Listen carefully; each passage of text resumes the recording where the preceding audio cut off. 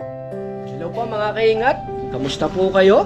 Sa lahat po ng mga patuloy pa rin pong sumusuporta po sa akin, isang umagang kay ganda, tanghali, hapon at gabi po sa inyong lahat. Kamusta po kayo sa lahat po ng mga OFW na patuloy pa rin pong sumusuporta at nagtitiwala po sa akin at nagmamahal.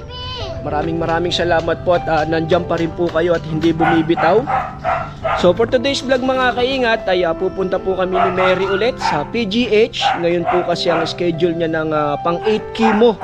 So sa wakas mga kaingat ay patapos na rin po kami sa chemotherapy ni Mary. Pang 8 chemo niya na po. At sa mga nagdaang araw po ay maraming salamat po sa lahat po ng nag-advise sa amin. At sa lahat po ng mga nagmalasakit sa amin. Maraming salamat po. So ayan po si Kirk mga kaingat po. Hello. Bapay na. So iwan po kasi mga kaingat si Kirk kasi sa ospital bawal po kasi yung bata. Bye Kirk. Kirk. Ayaw tumingin mga kaingat. Ayan po si Mary mga kaingat. Morning mga kaingat. So biyahe na po kami mga kaingat para maaga ulit makauwi. Ako baka muna next week ako. Yung mga kaingat si Ate RC. Hi. Ayan. Next week ako. Mamaya lang. Ayun si Ate Weng. Pang 8 na. Tapos afternoon na naman. So biyahe po muna kami mga kaingat. Ayun si Ate Weng. Ingat. May number na kayo kay Doc. So time check mga kaingat ay 7:35 in the morning. So siguro makakarating kami doon 9:30. Then kukunin ko pa po yung gamot doon sa medical med ba yun? Cancer med. So doon po kasi kinukuha yung gamot. So biyahe po muna kami. Bye-bye. So biyahe na kami mga kaingat. At nag-tricycle na lang po kami papunta sa terminal.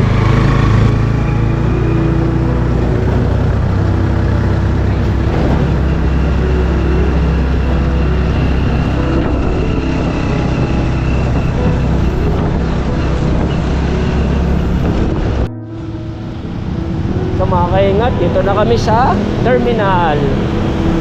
May papuntang SM North, may papuntang Fairview, may papuntang Monumento. Puno na. Wait lang.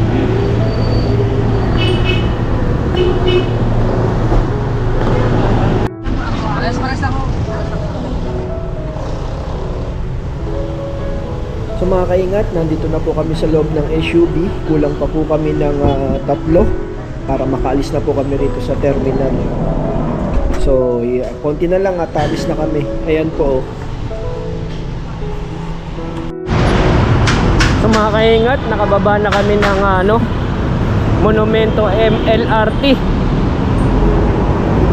So tatawid kami doon sa kabila para sumakay pa southbound.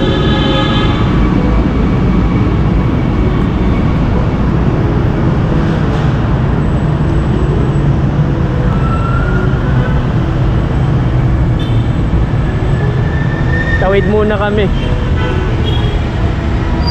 Yan.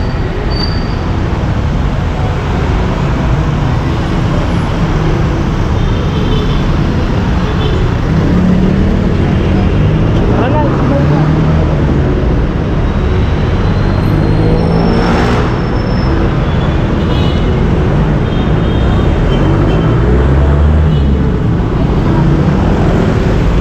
Daming motor. Kenay, tara.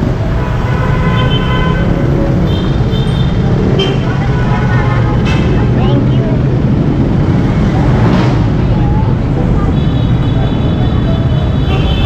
Oh, ito na.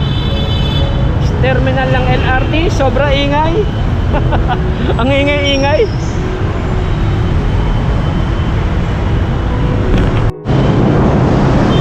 So pasok na kami mga kaingat, elevator.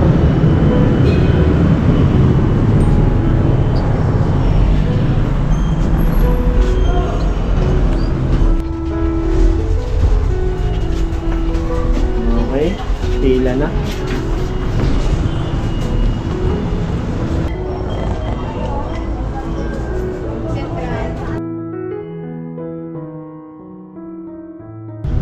Thank you. Oo, sige.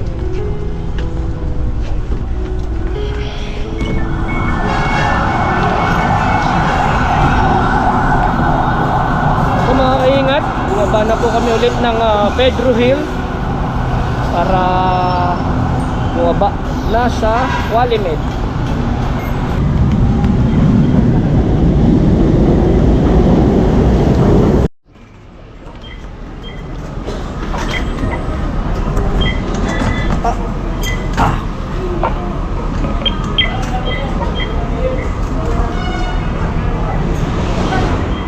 Hindi agad bumubukas. So time check mga kaingat is 9:30 AM. Then kukunin ko na lang yung gamot ulit dun sa ano yung kuha namin? Cancer meds. Kukunin ko na lang ulit yung gamot. Then si Mary kukunin na yung sa may HMO tsaka yung sa PhilHealth. So sabay na kami ulit gagalaw para mas mabilis. Para mga 10 AM to 10:30 nakasalang na siya sa chemo. So dumadaan dito yung mga bus ng Alabang, Santa Cruz, na maihi dyan papanghi dun sa kabila. May mga nagsasakay na bus papuntang Calamba, Laguna.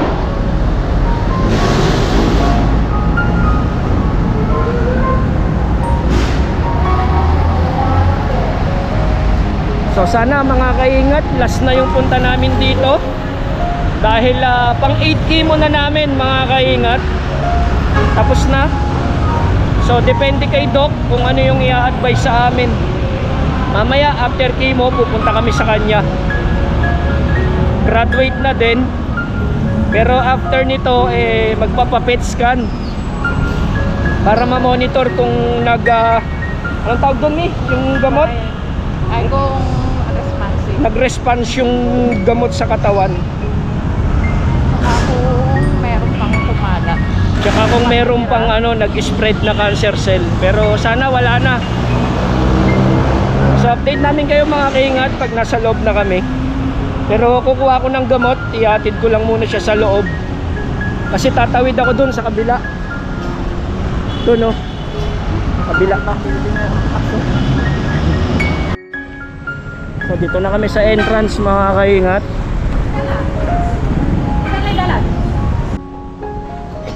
So Healthway, Qualimed, Manila. Dito kami nagpapakimo ni Mary mga kaingat. Kasi yung isang chemo PGH is public. So asikasuhin muna namin mga kaingat yung HMO. Pero approved naman na.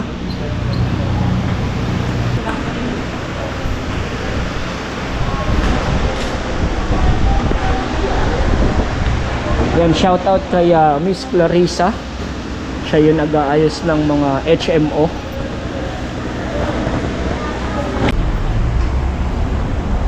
So busy hours mga kaingat.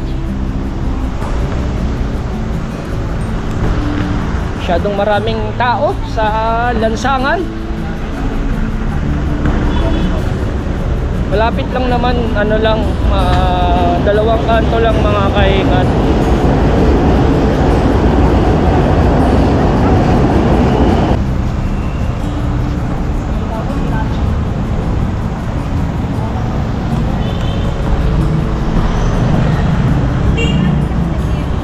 So sana yung 8 chemo ni Mary is final na.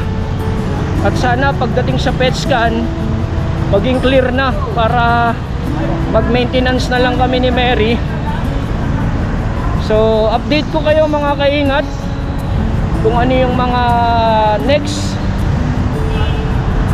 plan. Tapos kung ano yung mga advice ng doktor kung ano mga dapat medicine na titake ni Mary.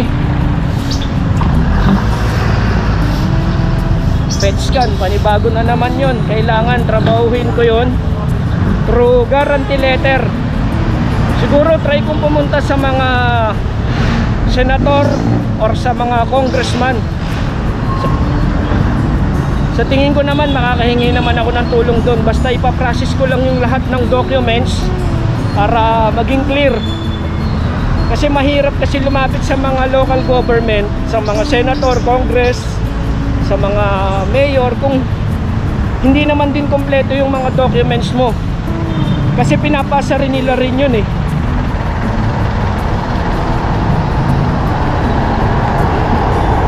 So malapit na ako mga kaingat. Sabi siya ng Mercury. So dito na ako papasok mga kaingat.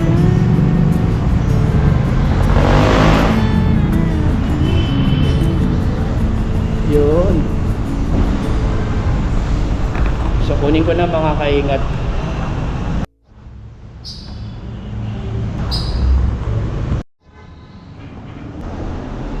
So fourth floor tayo mga kaingat. So dito na ako sa fourth floor mga kaingat. Dito sa 407. Tao po. Morning po. Kunin ko lang po yung medicine ng wife ko, Mary Rose Aningat. Wait lang po. Kay Ma'am Angel yon. Pero babayaran ko ngayon. Okay. Pero inayos na yata yung oral ni Ma'am Angel. Mary Rose Aningat. So yan mga kaingat, kinukuha na. Sa mga kaingat, ito yung pambili ko ng internal medicine ni Mary. Yung 4 box na internal medicine niya. 6,160. Hindi na kasi kami nakabayad ng True Bank kasi Saturday kami nag-go chemo. Kaya sarado yung office nila, kaya hindi na kami nakapagbayad True Bank. Kaya magka-cash na lang kami. So ito yung binabayad namin, 6,160 for internal. Then yung oral, iba pa po yun. Mamaya po after chemo, pagpunta namin sa oncologist. So awa ng Diyos, kaya naman at hindi naman kami pinababayaan ng Diyos para makakuha ng pambili ng mga medicine ni Mary. So hinihintay lang po ako ni Mary doon sa Qualimed. Kukunin ko lang po yung gamot, then balik na po ako doon para ibigay doon sa sa magtutusok sa kanya nung gamot. Update ko po kayo mamaya pag nandun na ako. Sa mga kaingat, nandito na yung gamot. Anong name mo te? Mary Joy. Mary Joy, kapatid ng wife ko, Mary Joy. So ito na mga kaingat yung gamot. Yung sinasabi ko sa inyo na 4 box. Ayan. So okay naman, then ito yung babayaran namin. So ayan natin, pakibilang mo na lang, no? Siya si Mary Joy. Saan ako pipirma rito te? 1, 4, 5, 6, 6,760 po.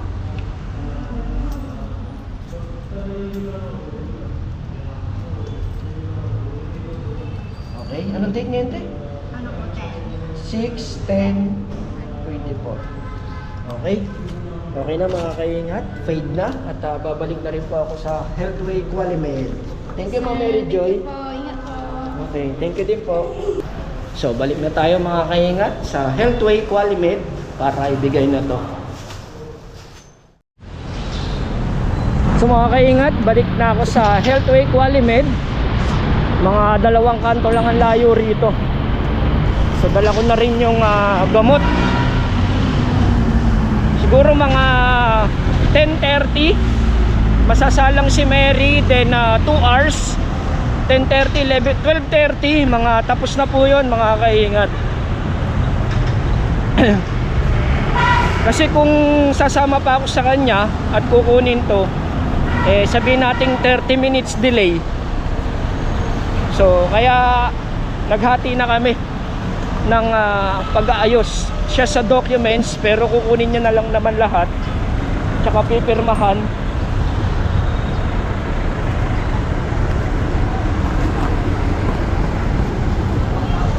So ayun siya, patawid na ako. Mercury. Mas masarap din yung naglalakad-lakad mga kaingat para yung ano mo, yung stamina. So sa harapan ng Healthway Qualimate, marami rin mga ganyan mga kaingat. Mga CT scan, PMP Diagnostic Center. So marami rito mga yan tulad niyan, dialysis center.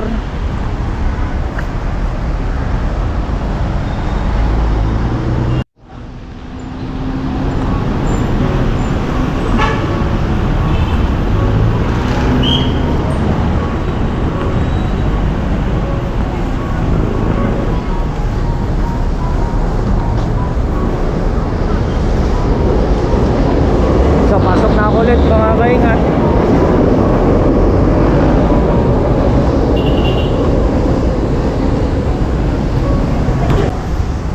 Kawawa rin mga kaingat yung mga yung mga nagpapagamot na wala rin kakayanan, hirap sa buhay. Wala talagang ganun ang buhay. Wala naman forever dito sa Pilipinas, sa mundo.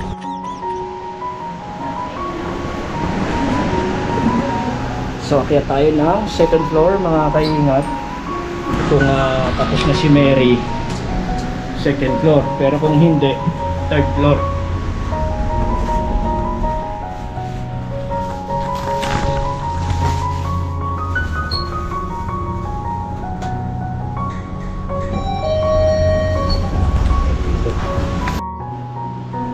Mahaba pa yung pila ko. Hindi dito.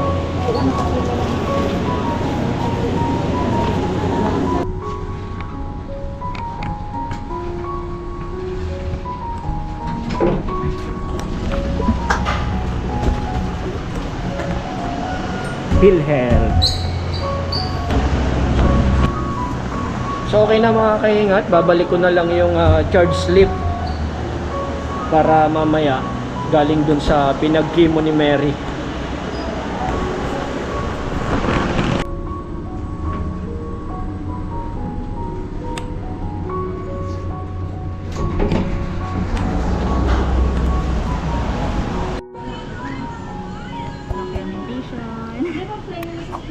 Last na. Oh. Praying and hoping. Yes. Kaya yan. Yung result. Tapos babag kayo sa Wednesday. Hindi mo. Ano na, Ay, send nyo lang yung result kayo. after 1 month pa yung PET scan. 1 month pa. Sabi nila, 4 to 5 weeks daw. Bali, ano na lang, request lang yung hindi. Binigyan niya ako request tsaka medical certificate. Ito, dexametas, yun yung Makati to.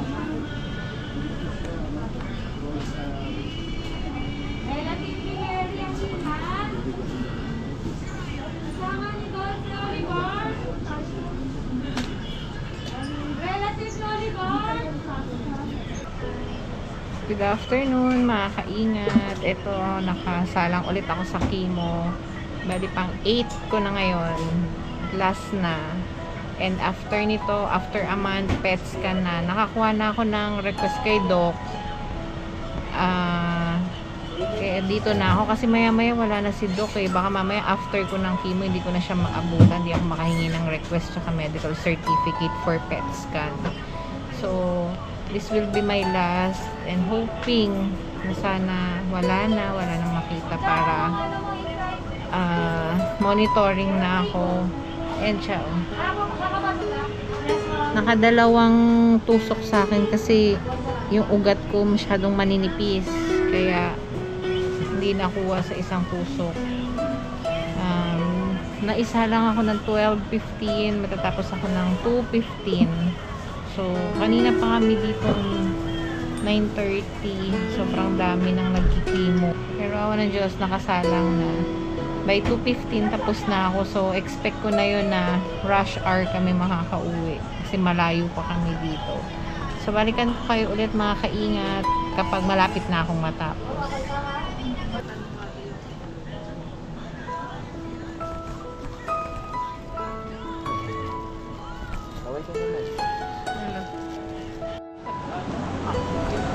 So mga kaingat, okay na kami sa chemo. Pang 8 chemo ni Mary. Tapos na po. Kamusta yung chemo mo? Ganun pa din. Hindi pa din. Pero hindi naman hilo. Hindi pa naman. So kaya nang bumiyahe. Kaya yan.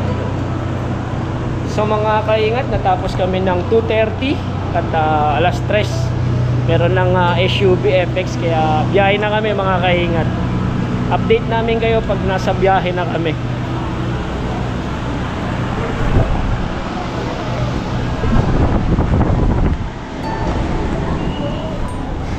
Buti na lang hindi mainit.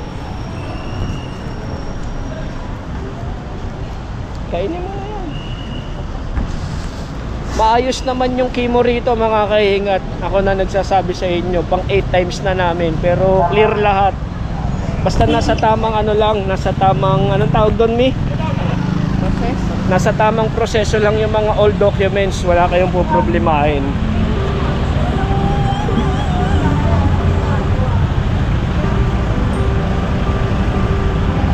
So ayan na mga kaingat yung waiting area. Birthday ni Doc bukas. Oh? O kamusta naman? Ano sabi ni Doc? So ganito mga kaingat yung busy road dito. Ito yung Pilipinas mga kaingat. Oh. Diba? Padre Paura.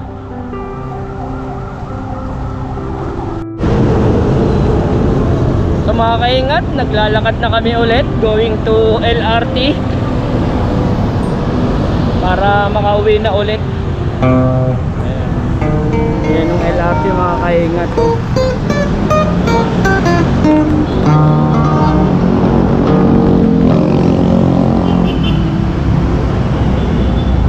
Jollibee. Diba mga kaingat, parang di nagpakimo si Mary, ang lakas. Oh. Kailangan malakas. Kailangan malakas talaga ang loob. Hindi yung puro dasal ng dasal. Hindi mo tutulungan yung sarili mo. Kailangan meron din ganap, di ba?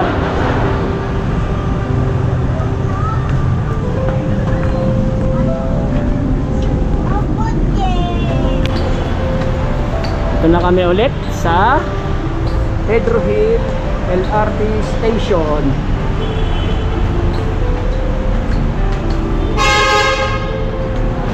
So mga kaingat, naalala ko lang nung nung hindi pa kami, wala pa kaming experience sa chemo. Hindi namin alam kung saan kami magpapakimo. Hindi namin alam kung paano kami babiyahe. Pero ngayon, pang 8 times na namin mga kaingat, graduate na si Mary. Sa wakas. Pa-check muna kami ng bag mga kaingat. Bilang muna kami ng ticket mga kaingat. Ayan o. Ito Red Cross o. Missy Red Cross ulit o. Oh. Always first, always ready, always there. O. Diba? Salamat na. So pasok na kami mga kaingat.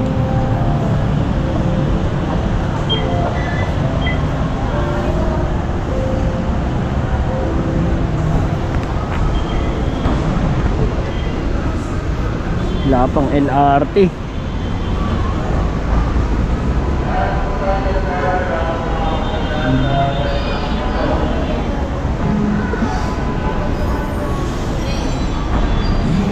Wala pa. Meron na. Sa mga kaingat sa kabila, papuntang southbound yan. Tapos doon kami papunta. Doon sa maliwanag. Ano ba yung maliwanag doon?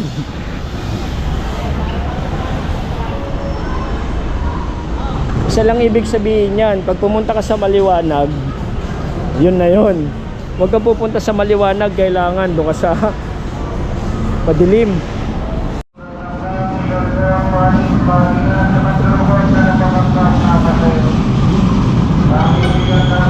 Yan o.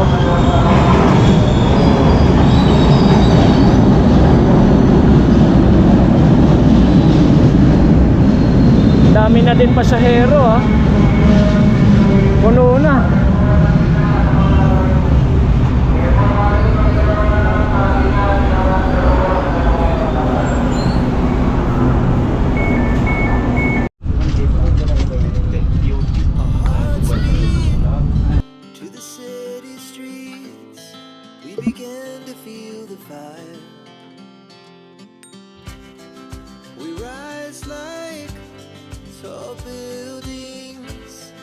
There's the chemicals that take us higher. The night's young and it's just begun. She puts her hand in mine. We wanna chase the night, wanna dance to the light. Pull stars from the sky, just two hearts running wild. Never sleep, never stop. Every shot from the top. We're gonna be two hearts running wild.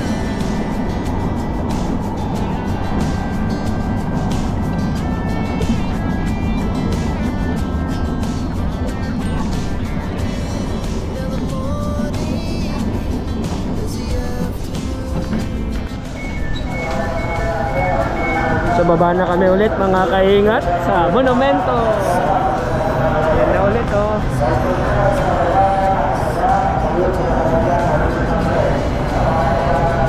So madali lang yung biyahe namin mga kaingat. Almost 15 minutes lang yung biyahe. Compare mo sa biyahe sa baba kahit may sasakyan ka. Puro traffic. Tsaka stoplight. Tsaka masyadong mahirap.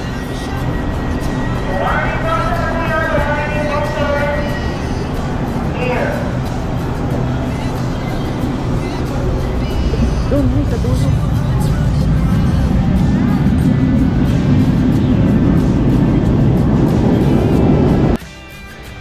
Galing niyo, LCD oh. Oh, ganun.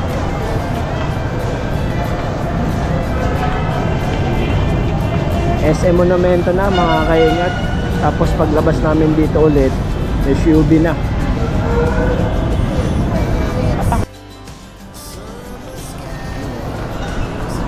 Malamig na ulit mga kaingat. Nasa SM na kami.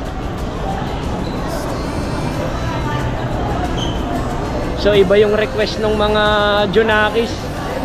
Gusto nila bread talk. Tinapay naman.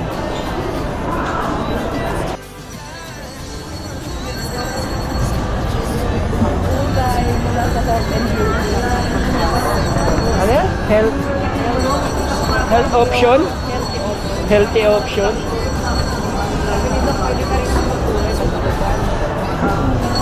Uling, pwede. Pwede magkulay ng buhok, basta organic. Uling, pwede. So may mga advice si Doc kay Mary. So mamaya sa bahay, explain namin sa inyo kung ano yung mga in-explain ni Doc, yung oncologist ni Mary. May mga sinabi yung bawal at hindi bawal. Tapos kung ano yung ilang days bago mag PET scan.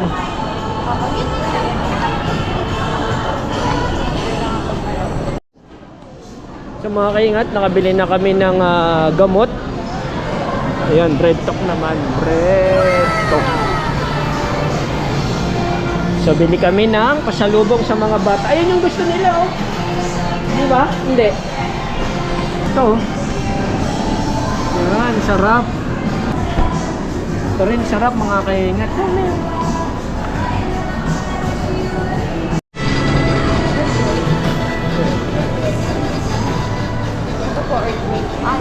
Okay na. Sarap.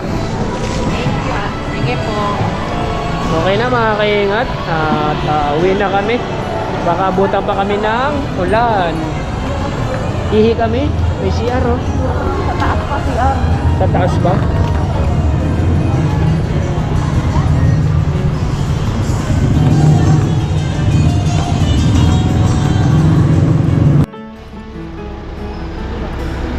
Sa mga kaingat, wala pa tayong deparo.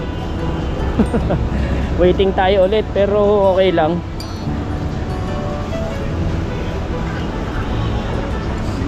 So ito yung sakayan ng mga SUV.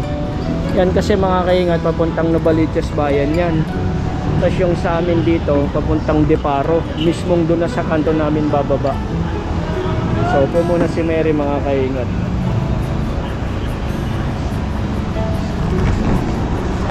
So mamaya pagdating sa bahay, update namin kayo kung ano yung mga advice ni Doc. Ilang weeks bago magpa-PET scan? 4 to 4 to 5 weeks before magpa-PET scan mga kaingat. Kaya hintayin na lang natin muna yon. Kailangan muna ubusin yung gamot.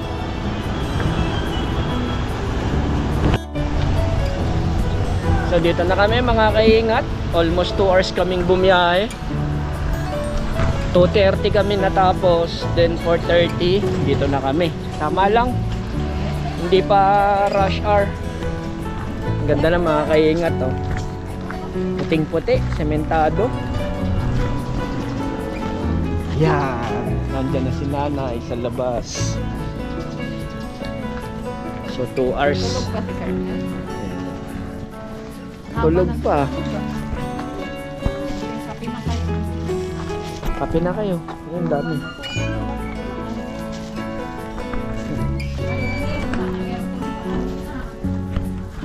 Hindi pa dumating basura.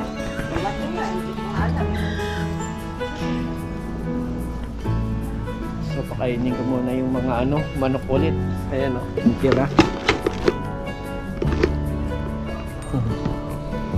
So pasok muna ako mga kaingat. Hello po mga kaingat, kamusta po kayo ulit? Pasensya na po kayo at medyo nakatulog po kami ni Mary kanina. Napagod po kasi si Mary sa biyahe. Alam naman natin mga kaingat na after pagpapakimo, may mga side effect po yun. Ngayon nga po ay nararamdaman ni Mary na namamanhid po yung dulo ng daliri niya sa kamay at sa paa. Tapos medyo para siyang sinisikmura, naduduwal, tsaka nahihilo. Pero part po kasi yun ng side effect ng pagpapakimo. Pero 4 to 5 days lang po mga kaingat ay makaka-recover na rin po si Mary sa awa ng Diyos. So update ko lang po pala kayo mga kaingat na ngayon ay tapos na po kami sa pagpapakimo. Ito na po yung 8 chemo ni Mary sa awa ng Diyos. Dahil din po sa tulong nyo yun at pagdarasal ay nakayanan po ni Mary na magpapakimo. So ngayon nga po mga kaingat, advice po kasi ng doktor na kailangan din pong tapusin muna yung oral medicine ni Mary para 4 to 5 weeks ay kailangan din niya po ulit sumailalim sa PET scan. So para po malaman kung meron pa pong nag-spread na cancer cell sa whole body niya and para malaman kung naging responsive po yung gamot na ginamit sa body niya. So sa awa ng Diyos mga kaingat at sana maging okay na po si Mary after PET scan at sana maging clear na rin po na wala nang makita para kahit papaano makaraos na rin po. Alam nyo naman po na mga kaingat na mahirap po kapag merong mga cancer lalo na sa mga financial. So, kailangan, buti na lang po ay meron po akong HMO dito sa work ko dahil nga po ay may benefits po dahil po sa work ko. So, sa awa ng Diyos ay nakayanan na rin po namin at natapos na din po namin yung 8 chemo. So, kailangan lang po talaga mga kaingat na tibay ng loob at panalangin sa Panginoon para kayanin lahat ng problemang dumarating po sa atin. Kaya po doon sa mga tao na nakakaranas ng mga ganitong sakit or anumang sakit ay patuloy lang po tayong lumaban kasi hanggat may hininga, may pag-asa. Nandiyan naman po yung Panginoon at laging nakagabay sa atin. So kung iniisip nyo naman po about doon sa mga financial, so bakit naman po ako, nakaraos naman po ako, di ba? Una rin po naming pagpapakimo or sa PET scan ay namroblema rin po ako about po dun sa mga financial, pero sinamahan ko lang po talaga mga kaingat ng panalangin, mataimtim na panalangin at sabi ko sana matulungan din po kami ng mga local government at ito nga po dahil nga po sa tulong ng local government una nakapagpa-PET scan po kami. Tapos yung mga guarantee letter. So yun po yung mga ginamit ko para makaraos po kami sa pagpapakimo ni Mary. At doon din po pala sa mga kaingat na may nagme-message po sa akin na kung bakit ko daw binablog yung wife ko. Dahil lang daw po ba makakaawaan kami or para makakuha ng sponsor sa mga para tulungan kami. So tatapatin ko kayo mga kaingat, nag-usap po kami ni Mary noon bago po kami mag-vlog about dun sa karamdaman niya. Sabi ko na siguro ito yung way para i-vlog natin para dun sa mga taong nawawalan na ng pag-asa dahil nga nakakaranas ng ganitong sakit, patuloy lang po kayong lalaban. At kung hindi nyo po alam mga kaingat, dahil po sa pagbablog ng wife ko, meron din po ako mga natulungan, hindi man financially, pero about doon sa pagpaprocess ng mga old documents like sa guarantee letter, marami din naman din po kaming natulungan. Kasi may mga nag-PPM po sa akin or yung mga OFW na may relatives po dito sa Pilipinas na nakapanood po sa pagbablog ko about sa wife ko. Sa awa naman po ng Diyos mga kaingat ay marami din naman po kaming natulungan. Unang-una sa pag-aayos ng mga local government, yung sinasabi ko tulad ngayon mga kaingat na magpapapet scan na naman po si Mary, hindi po biro-biro ang pagpapapet scan. Siguro doon sa mga nakaka-relate sa akin or doon sa mga nanonood sa amin na alam nyo naman po mga kaingat kung magkano ang presyo ng pagpapapet scan kasi whole body po yung chichiken nun. Hindi po sapat yung CT scan lang kasi ang CT scan is parang meron lang po siya talagang part na kailangang i-CT scan, pero po yung PET scan head to toe po yun mga kaingat, whole body tsaka whole internal hanggang buto po, kailangan pong i-check po yun. So ito nga po mga kaingat, kailangan na naman pong gumawa ng paraan para kasi 4 to 5 weeks lang po kailangan magpa-PET scan ni Mary. So kailangan ko na naman po na kumuha ng indigency. Uulitin ko po mga kaingat, Certificate of Indigency, makukuha po yun sa barangay kung saan po kayo nasasakop ng barangay. Tapos yung request ng doktor. So ano po yung request ng doktor? Ayun po yung kung magpapa-PET scan or magpapakimo. So nandun po yung kung tinatawag na clinical abstract. So kailangan po yun. Tapos yung case study report, makukuha po yun sa City Hall, sa DSWD. Doon po yung sa City Hall, hingi po kayo ng case study to justify na isang lehitimo or kailangan po kayong humingi ng tulong sa local government. So kung magpapa-PET scan naman po, kailangan nyo pong merong quotation kung magkano po yung pagpapa-PET scan para malaman na dun sa hihingian nyo ng local government or sa guarantee letter kung ilang percent po yung kaya nilang ibigay. So yun po mga kaingat, ang mga kailangan kapag humihingi kayo ng tulong sa DSWD, sa mga malasakit, sa mga guarantee letter. So yun po ang mga kailangan para hindi na po kayo pabalik-balik. Ngayon kung sa probinsya naman po, meron po kasing nag-PM sa akin na taga-probinsya, matagal daw po yung process sa probinsya. Aside naman po sa provincial, wala po akong idea. Kasi dito po ako kumuha mismo sa Maine, sa may dito sa DSWD sa Maine, nung panahon na nagpa-opera si Mary. Nabigyan naman po ako ng tulong, basta depende po sa bill, hospital bill, kung ilan po yung mapapakita yung hospital bill. May percent po silang ibibigay kung magkano po yung kayang ibigay. So, nais ko rin po palang magpasalamat mga kaingat dun sa mga taong patuloy pa rin pong sumusuporta po sa akin, sa mga taong hindi po bumitaw sa akin during struggle po namin ni Mary, tsaka dun po sa mga nagdaang mga problema. Maraming salamat din po at kahit papaano nandyan pa din po kayo. Ayun nga mga kaingat, maraming salamat po ulit sa lahat po ng patuloy na pagsuporta po sa amin. Sa mga nagdasal po ng mga OFW, meron pa nga po nag-PPM sa akin na sinasama po kami sa dasal nila during rosary. So maraming salamat po sa lahat po ng mga nagbigay po ng tulong at malasakit at pagmamahal sa amin, sa financial, sa advice, tsaka sa spiritual. Maraming salamat po. Lagi po kayo mag-iingat.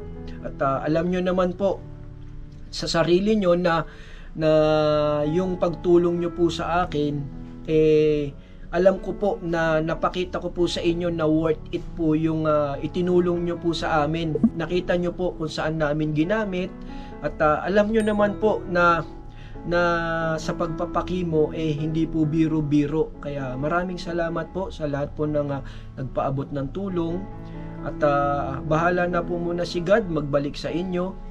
At alam ko naman po na mahaba-haba pa po yung laban ni Mary. Unang-una nakakolostommy bag pa po siya.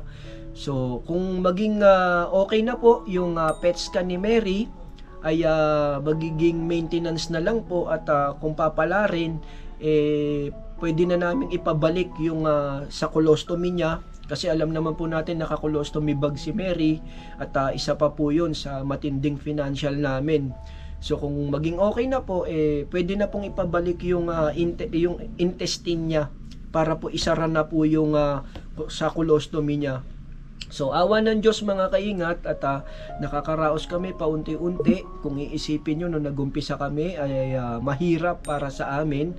Pero eto na nga, nakaraos na po kami at doon po pala sa mga taong nakakaranas ng ganitong karamdaman or sa mga relatives nila, wag po kayong mawawalan ng pag-asa mga kaingat dahil tanging ang Panginoon lang ang nakakaalam kung hanggang kailan lang po talaga tayo. Alam naman natin na walang forever dito sa mundo, lahat naman tayo mawawala, pero ang mahalaga wala po tayong inaapakan tao or kinukutya dahil alam naman natin mga kaingat na matinding question po yun kapag biglaan po tayong nawala dahil alam naman natin na lahat ng mga ginagawa nating mabubuti dito sa baba or sa lupa revenue na natin sa taas yun at alam naman natin na hindi natin nawi-withdraw yun pagdating sa taas.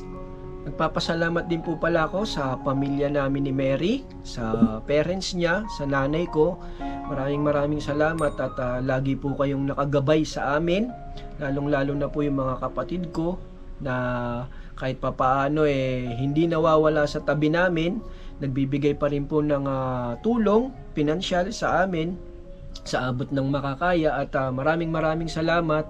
At na-appreciate po namin yon sa lahat po ng ginagawa nyo sa amin. At sa yun nga, si Ate Weng ko, sana gumaling na rin at makaraos na rin po sa pinagdadaanan ng sakit. At ngayon nga po ay nagte-therapy po siya dahil po naoperahan siya na sa ulo, through meningioma po mga kaingat. 2 times na po siyang naoperahan. So sa awa ng Diyos mga kaingat, sana makarecover na po si Ate Weng ko at si Mary sa lahat po ng karamdaman nilang nararanasan ngayon at may awa ang Diyos mga kaingat. Makakayanan po nila yan basta wag lang pong bibitaw. So maraming salamat pala sa lahat po ng mga Luzon, Visayas at Mindanao na patuloy pa rin pong nagsumusuporta po sa akin, sa lahat po ng mga OFW sa USA, sa UAE, sa mga Middle East, tsaka sa mga Europe. Maraming salamat po sa lahat po ng mga nag-sponsor po sa akin na until now na nakamonitor pa rin po kayo kay Mary at humihingi po kayo ng update sa kalagayan ni Mary. Maraming salamat po at nagdarasal din po kami na sana maging okay na po lahat at maging okay na po lahat at yung sa mga taong may karamdaman kasama na rin po kayo sa pagdarasal namin na sana maghilom na yung mga sugat at sakit na nararamdaman natin. So ngayon ay hihintayin po namin matapos po yung oral ni Mary bago po magpa-PET scan. So panibagong lakaran na naman po yon, mga documents na kailangan at pipilitin ko pong matapos agad dahil isasabay ko na rin po sa trabaho ko after work. Dadaan din po ako sa mga kukuhanan ng mga documents para matapos na po. Again, maraming salamat po sa lahat po ng nagbigay ng malasakit sa amin. Alam nyo na po yon kung sino po kayo. Hindi ko na po kayo iisa-isahin at nagkakausap naman po tayo through message at good luck po sa sa gagawin namin ulit ni Mary. Sana maging okay na po ulit at i-update ko po kayo sa kalalabasan ng PET scan. So, wala pong bibitaw at lagi lang po tayong magpasalamat sa lahat po ng mga nare-receive nating mga blessing at lagi rin po tayong magdarasal sa ating mga kaligtasan. So, doon po pala sa mga tao na malalakas kumain ng mga red meat at medyo iwas-iwasan nyo na rin po pala mga kaingat. More on vegetable po muna tayo. Pwede naman po tayong tumikim pero konti lang kasi yun po ang matindi. Halos karamihan po na nakasabay namin sa pagpapakimo. Merong mga iba-ibang cancers na history. So karamihan more on sa ano natin talaga sa tawag dito yung pang-araw-araw na pamumuhay kung paano tayo kumain. So, kaya ingat-ingat din po mga kaingat sa mga kinakain natin dahil hindi natin alam kung kailan magti-trigger yung sakit sa katawan natin. So, sa lahat po, mag-ingat po tayo lahat at God bless po sa atin. Salamat po sa lahat.